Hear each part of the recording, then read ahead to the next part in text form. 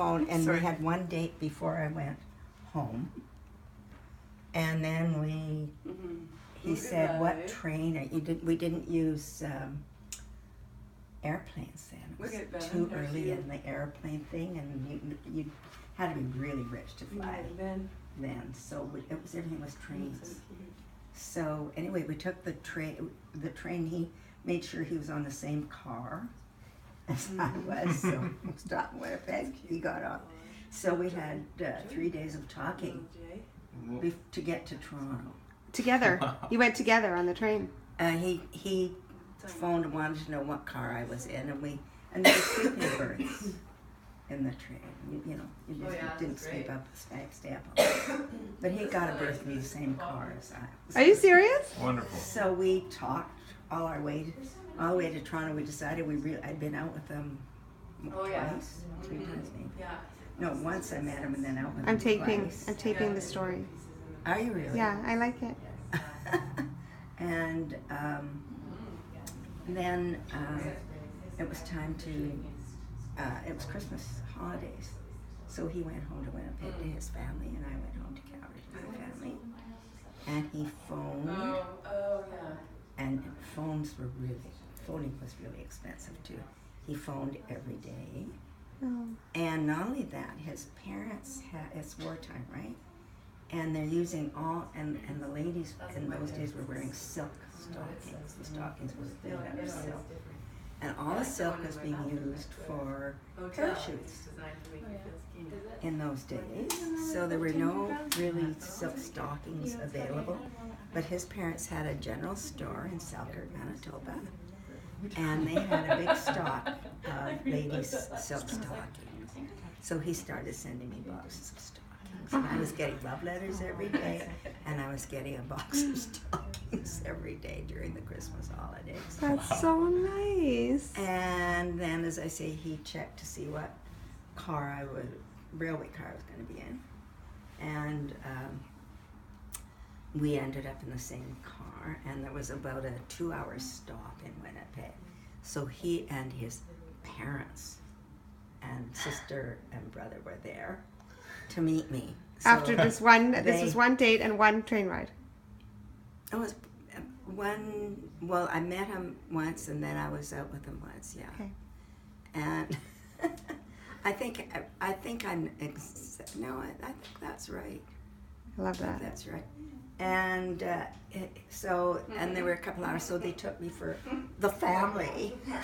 Took me for a little ride around Winnipeg in different parts of it, So anyway, it got us back in time to catch the train. And then we sat and we talked a lot. By the time we got back to Toronto, we had both said, yes, we really liked each other very much, but, we weren't going to go out just exclusively with each other.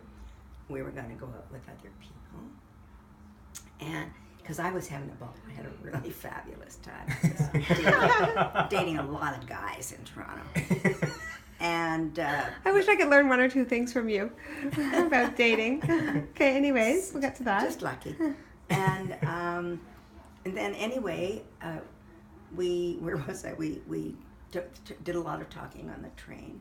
And by the time we got back, we had agreed that we were each going to continue to see each other people, but we did like each other. I mean, no love. I mean, it was nice to be together and so on. So anyway, then we got back, and this was just after I had been home.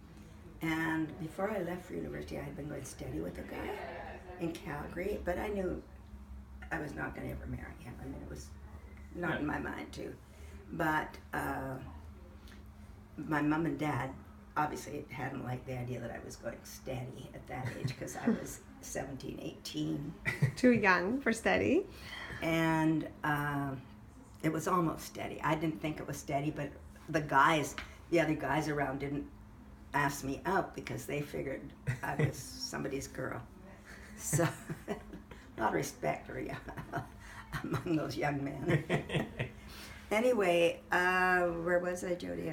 You were going steady with a guy before you met Grandpa. Then you were So dating him, not exclusively, and then you liked each other, not loved each I came other. home for Christmas holidays, and my mother said to me, "I hope you're not going steady," and I wasn't, because I had just met him and we'd had 2 days, and I'd been out with a lot of people. I said, "Oh, I'm having a ball and going out with lots and lots of guys," and it's just super. And I like Toronto, and school is good.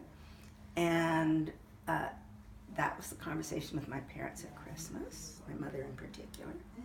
And when I got back, the first phone call, we got back, and then, and I had said, I'm not going out steady with anybody, but this one guy I've just met seems really very nice. Anyway, got back, and after I was back for a week, I phoned my mother and dad. Or they phoned me. We phoned on Sundays, I guess, whenever it was. Anyway, we phoned. We were on the phone, and I said, "I'm engaged." And they said, I think they maybe screamed, not sure. But and they said, "What? You can't be engaged. You just told me you weren't with anybody. How can you be engaged? You just told me you weren't going steady. You were having a good time. How can you be engaged?" And I said, "Well, I am." They said, "Don't do anything. Don't tell anybody." My dad was in the bakery business, and they were going to be coming through Toronto for my birthday on February the 20th on their way to Chicago to a convention. So this was... So they said, "Don't tell which birthday, anybody. 18? Don't say anything." 18? Which would have been 72 years ago today. It would have been 71 years ago it today. It would have been 19. I was turning... 71 years. I went to university when I was 18, and it was my 19th birthday. So 71 years ago today. Nothing. Nothing. No big deal. Okay, so then. No big deal. I'm 90. What's 71? It's a good one. So then? Anyway, Ben, you don't have to. You're not. This is the best story. No, He loves it. We I love love it. Do you want to sit down? No, Okay. I'm good. So, anyway. 90 schmindy. Anyway, I said, "I'm engaged." They said, "Don't say anything. Don't tell anybody." Whatever. They were coming to Toronto on February the 20th, and they came by train, of course. And they were coming in at 8 o'clock in the morning. And Dave and I went down to meet the train. And he was so smart that day. My parents got off the train, and they were walking toward us. We were walking down to find their car. We knew their car number. And we were walking down to meet them, and we met, and Dave said, "Hello, Mother." Oh. My mother always used to tell the story afterwards. She says, "We went down there, and we were going to go and talk Muriel out of being engaged and planning to get married. We were going there to talk her out of it. And Dave came up and said, 'Hello, Mother.' She said, 'After that, what could I say?'" So we got married the following August. Oh my gosh. When he could get leave from the Army. He graduated as a captain out of the Army. And was he a dentist already? We got married. He was in uniform. He had to wear his uniform. I remember those Oh, photos. yes. He graduated in dentistry. So because he was a dentist in the Army, right? Yes. He graduated when they needed dentists desperately. Actually, he was in a speed-up class. And because the Army needed dentists desperately. So he graduated with a commission. He graduated, went from the private little cap to a captain's cap. Wow. Yeah.